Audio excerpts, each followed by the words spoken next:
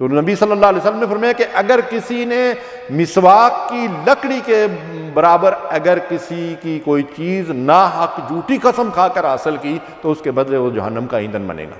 الحمدللہ رب العالمین والصلاة والسلام علی اشرف الانبیاء والمرسلین، اما بعد، اعوذ باللہ من الشیطان الرجیم۔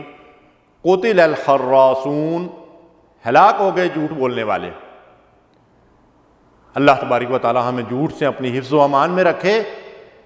اللہ فرماتے ہیں کہ ہلاکت اور بربادی ہے ان لوگوں کے لیے جو جھوٹ بولتے ہیں۔ فرمایا لعنت اللہ علی الکاذبین، جھوٹے پہ اللہ کی لعنت ہے۔ نفاق کا نقطہ آغاز جھوٹ ہے، اور نبی صلی اللہ علیہ وسلم نے منافق کی جو 3 علامتیں، 3 نشانیاں، 3 خصلتیں بتائی ہیں، ان میں پہلی بات یہ ہے اذا حدث کذب، جب وہ بات کرتا ہے تو جھوٹ بولتا ہے۔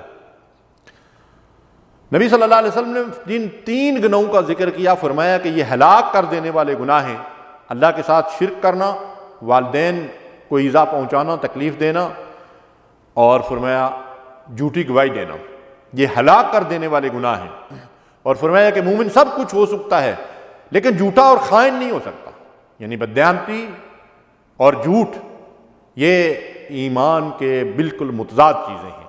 ایمان اور یہ چیزیں اکٹھی نہیں ہو سکتی، یعنی جس دل میں ایمان ہوگا اس دل میں خیانت اور جھوٹ یہ ایک ساتھ جمع نہیں ہو سکتے۔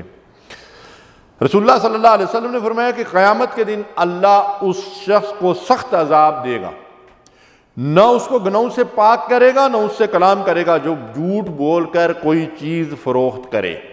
آج ہمارے یہاں مارکیٹ کا حال کیا ہے؟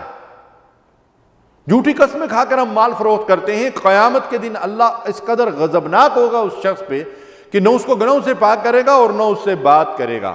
اور پھر فرمایا رسول اللہ صلی اللہ علیہ وسلم نے کہ جس نے جھوٹی قسم کھا کر مسلمان کا مال ناحق حاصل کیا، وہ اللہ سے اس طرح ملاقات کرے گا کہ اللہ اس پر غضبناک ہوگا۔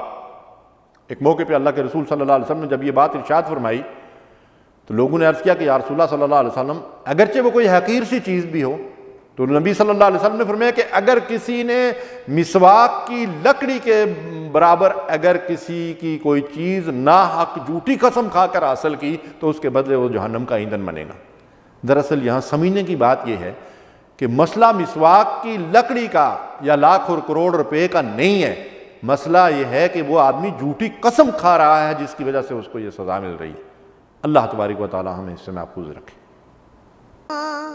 محمد وعلى آلہ وصحبہ وسلم۔